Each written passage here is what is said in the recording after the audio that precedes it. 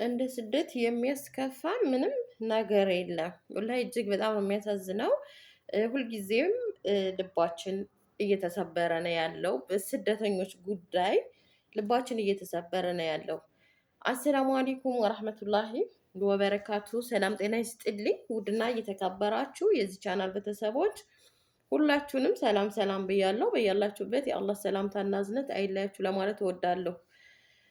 አላሁ ተዓላ ወጥቶ ተመቅረትም ይጠብቃችሁ። ውድ ቤተሰቦቼ ለቻናሉ አዲስ የሆናችሁ ላይክ፣ ሰብስክራይብ፣ ሼር ያደረጋችሁ የቻናሉ ቤተሰብ ትሆኑ ዘንድ በትህትና እጠይቃለሁ። ነባር ቤተሰቦቼ ቪዲዮ ላይክ፣ ሼር እያደረጋችሁ አበረታቱኝ ማለት ነው።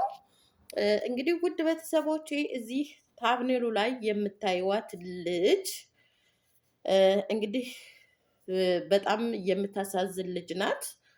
ስለዚች ልጅ እንግዲህ ታሪክ አንድ ባንድ ስገልጽላችሁ በተሰበረው ወይም በተጎዳው ልቤ መሆኑን እያወቃችሁ እናንተም ይህን ቪዲዮ ያያችሁ ሁሉ በሙሉ ላይክ ሼር እያደረጋችሁ ለሌሎችም እንድደርስ አድርጉት ማለት ነው። ይቺ ታብኔሉ ላይ የምታዩዋት ልጅ እንግዲህ ተሰዳ የመጣች ናት። የቆየ ቪዲዮ እንዳይመስላችሁ አሁን 2018 ላይ መስከረም ላይ ነው የወጣችው። ሆኖም ሳለ ይች ልጅ ከወጣች እንግዲህ ባይዘዌ ወደ 5 ወር አካባቢ ሊሆናት ነው።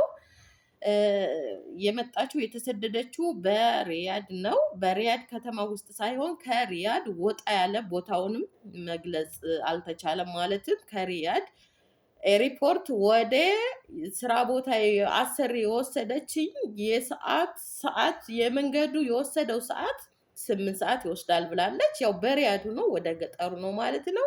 ኮንትራት ነው የመጣችው። ከዛም በኋላ ይቺ ልጅ እንግዲህ 5 ወር ሙሉ ሰርታ ደሞዝ የለም ስልክ የለም ማለት ነው። የቆየ ቪዲዮ እንዳይመስላችሁ፣ ዝም ብሎ ከፌስቡክ የተለቃቅሞ የመጣ ቪዲዮ እንዳይመስላችሁ። እኔ የሰፈሬ ልጅ ናት ማለት ነው። እናቷ ጓደኛዬ ነች እና እሪኦ ብላ እያለቀሰች እናቷ ራሷን ስታለች፣ አባትም ራሱን ስቶ ታሞ ተኝቷል ማለት ነው። ወላሂ በጣም ነው የሚያሳዝነው። በጣም በልጅነት እድሜዋ በለጋ እድሜዋ የወጣች ልጅ ናት። እድሜዋ ራሱ በ15ዎቹ ውስጥ ያለች ናት። በቃ 15 ወይም 16 ራሱ አይሆናትም። ይች ልጅ እንግዲህ በለጋ እድሜዋ የቤተሰቦቿ መዳከም የቤተሰቦቿ መቀዛቀዝ አሳዝኗት ልቧ ተሰብሮ በቃ መሄድ አለብኝ ሂጄ የቤተሰቦቼን ህይወት እቀይራለሁ እኔም ህይወቴን እቀይራለሁ ብላ ወጥታ እንደወጣች መቅረቷ እጅግ ያሳዝናል። ይቺታችን እንግዲህ በአሰሪዎቿ ቤት በጣም በከባድ ሁኔታ የተሰቃይታ ስልክ አይሰጧትም። 5 ወር ሙሉ ስትቀመጥ 2 ቀን ብቻ ነው እናቷን ያናገረችው። ያንኑም እናቷን ስታናግር አንዴ ሰላም መግባቷን፣ ቀጣይ ደግሞ ደመወዝ አልሰጧት ብለው በቃ አመቴው አሰሪዋ ጋር ስትጨቃጨቅ እባክሽ ስጭ ስትላት አሰሪዋ ደሞዝ በጠየቀቻት ሰዓት ከቤተሰቦቿ ልታገናኛት አልፈለገችም። ሲቀጥልም ስልክም እንድትሰጣት አልፈለገችም። ከዛም በኋላ አባትና እናት ግራ ሲጋባቸው ወደ ደላላው ይደውላሉ። ደላላው ወደ የአዲስ አበባ ኤጀንሲ ይደውላል ማለት ነው። የአዲስ አበባ ኤጀንሲዎቹ ደግሞ ለሳውዲ ኤምባሲ ለሳውዲ ኤጀንሲ እንደውላለን፣ ከዛም በኋላ ያለው ነገር ይፈታል ተብለው ተደወለላቸው። የአዲስ አበባው ኤጀንሲ ለሳውዲ ኤጀንሲ ደውሎ ለሴትየዋ ሲደወልላት እሺ በቃ ስልክ በእጇ አልሰጣትም፣ በራሴ ስልክ ማናገር የምትፈልገውን ሰው ቤተሰቦቿን ታናግራለች፣ ስልክ ግን አልሰጣትም፣ በራሴ ስልክም ታናግራ ብሯን ግን ደሞዟን እሰጣለሁ ብላ ቃል ገባች ማለት ነው። 3 ቀን ያክል ጠብቁኝ አለች ማለት ነው። ከዛም በኋላ 3 ቀን ከ3 ቀን አልፎ 8 ቀን ተጠበቀች። ብርም የለ ስልክም የለ። ልጅቷን ደብዛዋን አጠፋቻት ማለት ነው። ከዛም በኋላ አባትና እናት አልቻሉም። እንግዲህ ታውቃላችሁ እንኳን አባትና እናት እኛ በሚዲያ ለምናየው ሰው ውስጣችን እየተሰበረ ነው። መልሰው ደውለው ኤጀንሲውን ሲያናግሩት የአዲስ አበባውን ኤጀንሲ እንደዚህ በቃ ይኸው 8 ቀን ሆናት።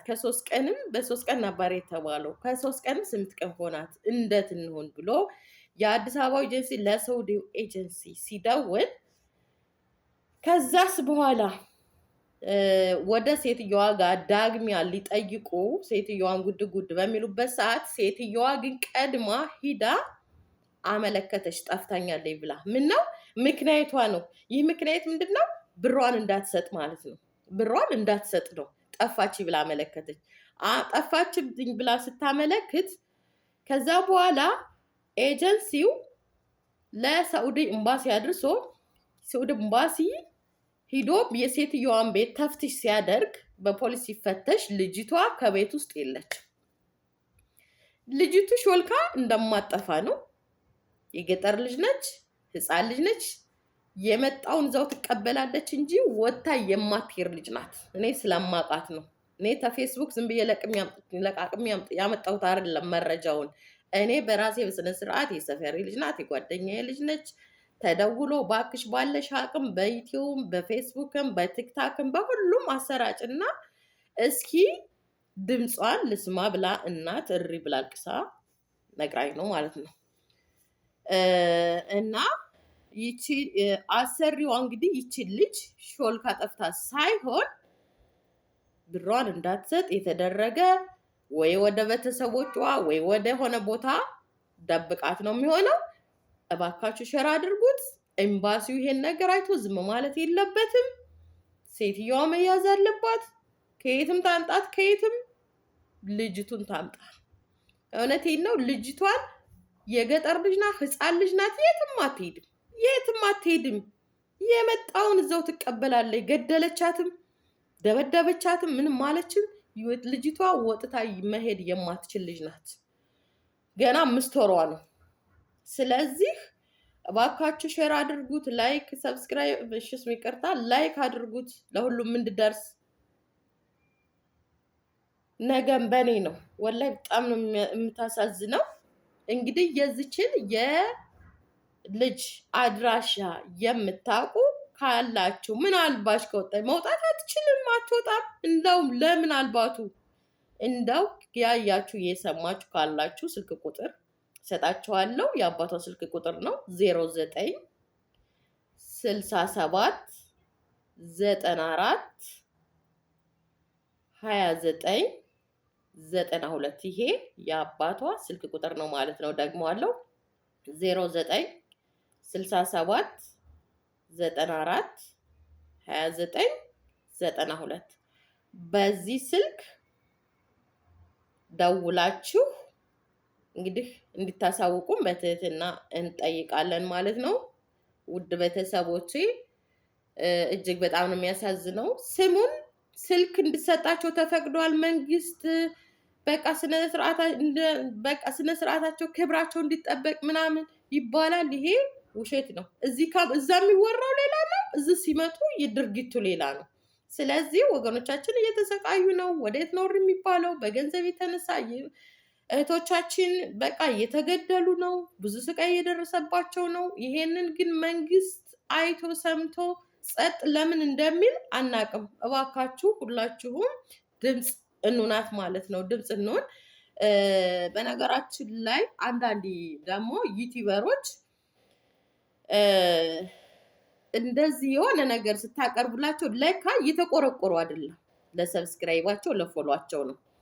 የደረሰብኝን ስለነግራችሁ ነው። እኔ እዚህ ጋር ስሙ መጥራት አልፈልግም።